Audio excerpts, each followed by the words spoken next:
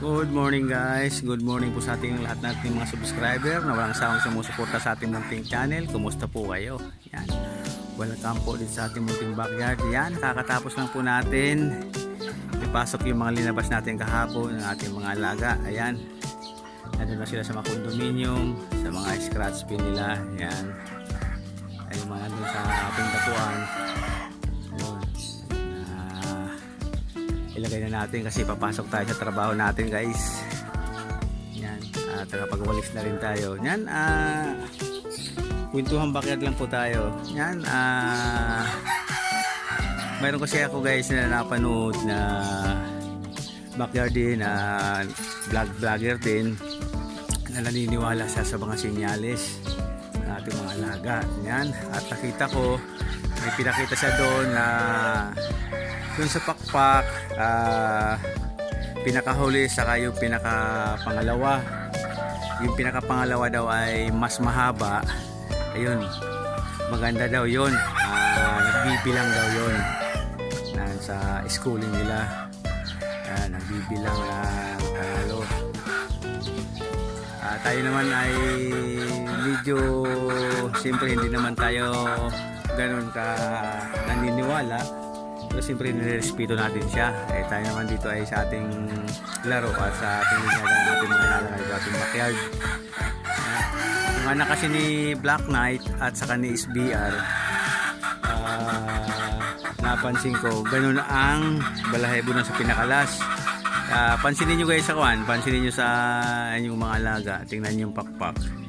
Kasi palagi naman talagang pinakamahaba yung panghuli kaysa pangalawa.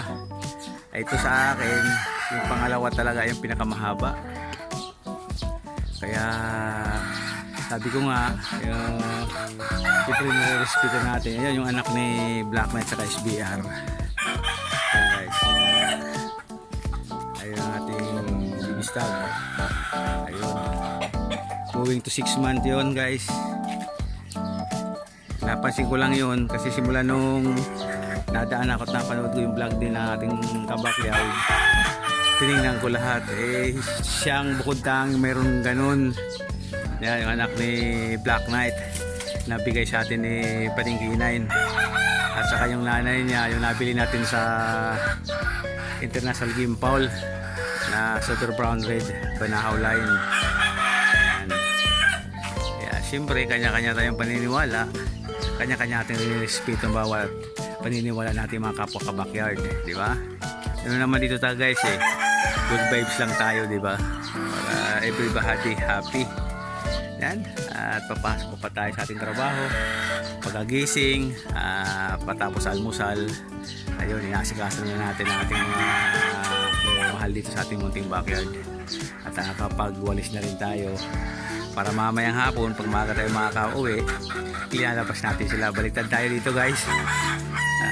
Kasi hindi pwedeng nasa labas sila gawa ng wala tayo, wala nagbabantay sa kanila dito sa ating munting backyard. Kaya siyempre iniisip din natin ang kapakanan ng ating mga inalaga dito sa ating munting backyard.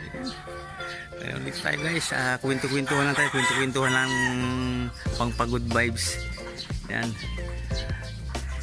alam mo naman tayo, newbie pa rin tayo, nag-aaral pa rin tayo. Yan, tuloy-tuloy lang pag-aaral. Yan, wala naman yan hanggang tuloy-tuloy kasi siyempre ang larangan na sport nito ay pataas na pataas, di ba? Yan, God bless po sa ating lahat at sana po malaya tayo sa anumang kapamakan ngayon at sa mga darating pang mga araw. I love you.